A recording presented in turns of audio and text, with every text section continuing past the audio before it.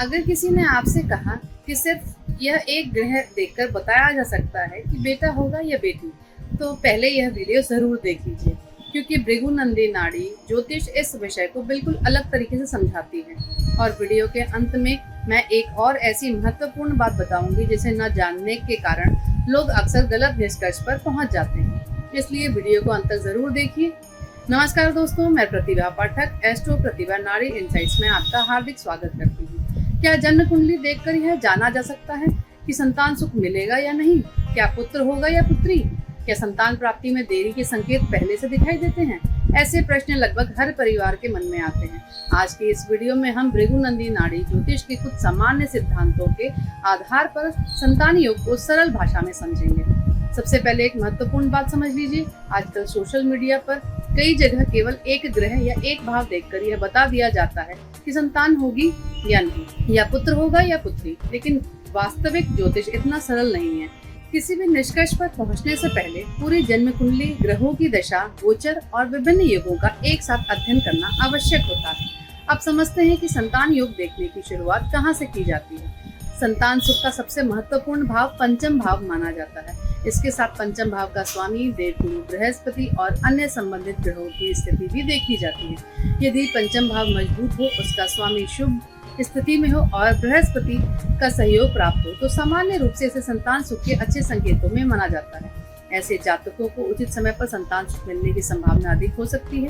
लेकिन कहानी यहीं समाप्त नहीं होती। यदि पंचम भाव पाप प्रभाव में हो, पंचमेश कमजोर हो या संबंधित ग्रहों की दशा अनुकूल ना हो, तो संतान प्राप्ति में विलंब या अतिरिक्त प्रयास की स्थिति बन जाती है। लेकिन इसका अर्थ यह बिल्कुल नहीं है कि संतान सुख नहीं मिलेगा। कई बार समय बदलने पर, दशा बदलने पर या अन्य शुभ योग सक्रिय होने पर परिस्थितियां भी बदल जाती हैं। अब आते हैं इस प्रश्न पर जो सबसे ज्यादा पूछा जाता है। क्या कुंडली में यह जाना जा सकता है कि पुत्र होगा या पुत्री? भृगुनंदी नाड़ी सहित विभिन्न ज्योतिषीय परंपराओं में इसके कई नियम बताए गए हैं, लेकिन किसी भी एक नियम के आधार पर निश्चित निर्णय देना उचित नहीं माना जाता।